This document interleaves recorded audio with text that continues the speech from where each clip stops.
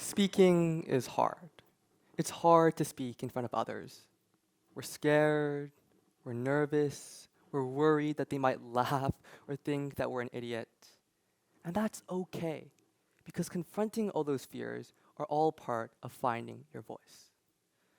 A lot of people ask, what does finding your voice mean?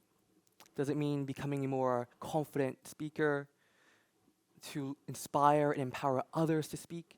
Or does it simply mean to form opinions on pertinent world issues?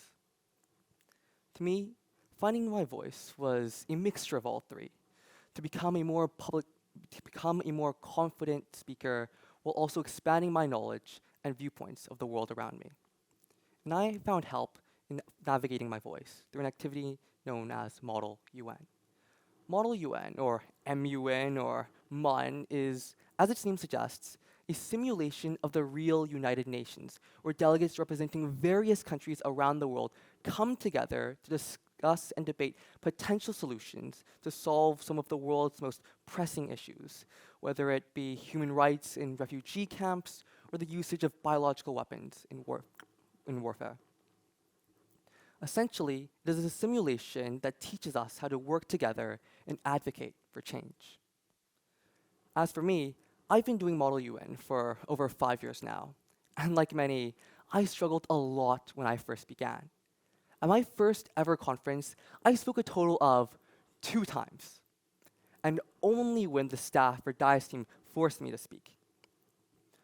Funnily enough, my brother was actually the chair of my committee at that conference, which meant that he got to oversee the debate and choose who got to speak. To me, my brother was my Model UN hero, having attended many conferences and winning his fair share of awards along the way. He was confident, spoke with passion, and always had that aura of charisma surrounding him.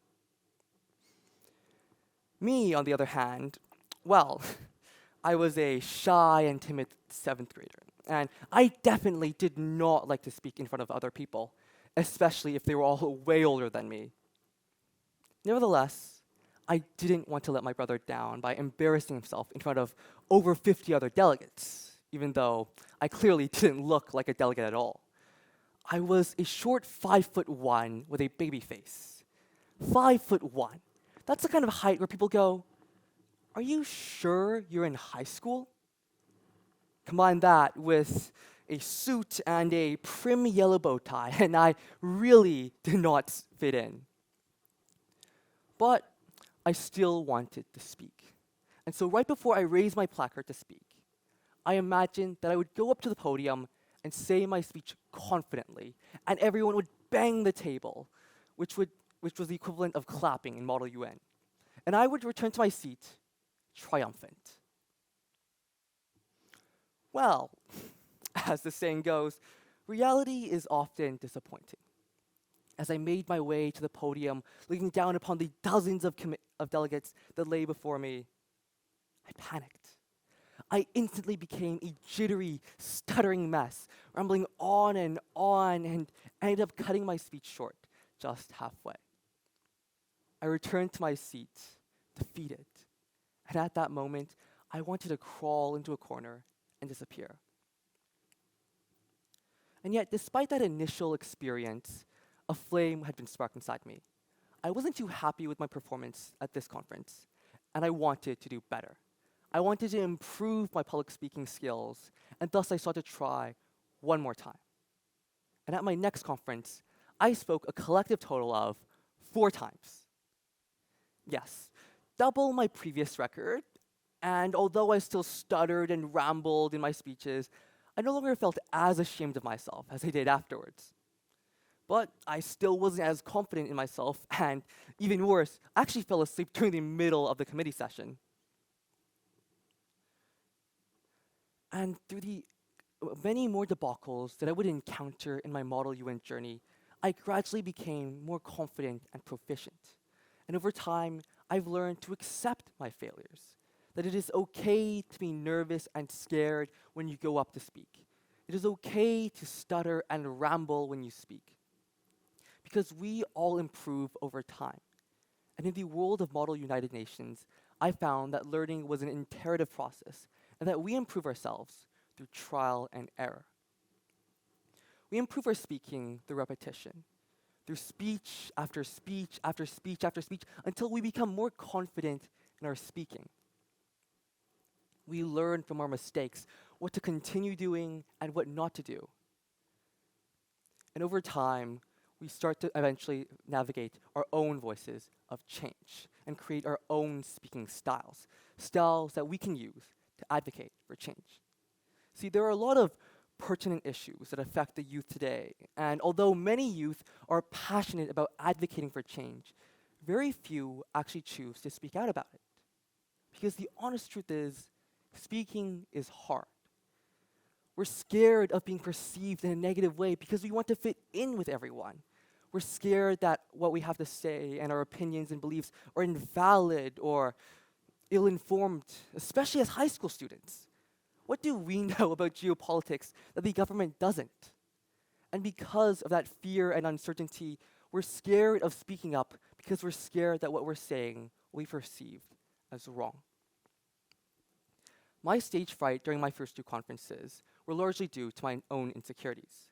I was scared that what I was saying may have been factually incorrect or just outright silly, and I didn't want to embarrass myself in front of over 50 other delegates. And it's not just me. Many delegates are scared of speaking up because they're scared that what they're saying is wrong or that others think what they're saying is wrong. And they don't want to embarrass themselves in front of everyone else. They want their speeches to resonate with the older, more experienced delegates, because to them, those delegates are the experts because of their supposed experience, and the viewpoints of said delegates are supposedly correct. However, it doesn't need to be this way. Delegates should relish in having their own viewpoints, because having a diverse amount of voices actually help create a more comprehensive solution. And yes, while there may be some disagreements along the way, those disagreements are actually what bring us together to create a more all-inclusive solution. Because while we may differ in our stances and proposed solutions, we all share the same goal: to create a solution to solve the issue we are tasked with. To be honest, I think there's a certain beauty in Model UN because of the diverse amount of voices present. There is no one real solution to solve any world issue because everyone has their own solution. It's more important to merge these solutions, navigate the intersections of the crisis, and ultimately learn the importance of compromise, create a solution through diplomacy. This process of diplomacy challenges us to think from others' perspective and try to find the middle ground. It challenges us to make our own opinion and not confer to the social standards set by others. At the same time, Model UN is also a platform for learning. It teaches us and makes us learn more about each other, learn about world issues, learn about how to be a more confident speaker, and most importantly, learn about ourselves. We learn more about ourselves and others through these topics we discuss, the research we do, and the people we meet and interact with. People who have different outlooks on the world than us. But most importantly, Model UN teaches us that it is okay to not always have the right answer. Because if we just take a step back, just look at the whole premise of Model UN, we find that we don't actually know much. We are just a group of teenagers who were given the monumental task of trying to solve a world issue, albeit in a simulation. And yes, while we may conduct extensive research on our position stance and propose solutions, we do not always know what the correct approach or solution is when dealing with world issues. I mean, there's no correct formula to solve world hunger or end all wars. But end all wars? I mean, is there always a right answer when dealing with global affairs? Now, as pessimistic as it sounds, just because there's no right answer doesn't mean that we can't try. Just like leaders in the world are trying to solve some of the world's most pressing issues, we delegates also continue to try and do our best to find solutions to solve the issues we are faced with and learn from our mistakes along the way. And over time, through this process of trial and error, we slowly navigate our voices in this changing world. We slowly build up our own confidence as speakers and learn more about ourselves and about the world around us. But finding our voices takes time. It's a trial and error experience. Very few find their voices in their first ever Model UN conference.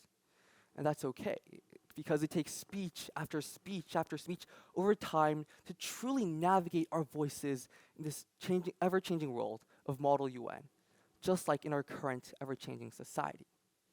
Even after 5 years of doing Model UN, I am still trying to find my voice in this changing world. And this brings me to my final message. To those of you who are still struggling to find your voice, keep persevering. You will encounter failures, and that's okay. Failure is okay if we can treat it as an opportunity to learn, grow, and improve. And over time, through this process of trial and error, we slowly build up our confidence in ourselves, in what we have to say. Don't be afraid to speak up, to speak out, and speak your mind. And while there may be some humbling moments here and there, that's all perfectly fine because it's all part of the learning process. And even if there's not always a correct answer, that shouldn't disencourage you from trying to find an optimal solution.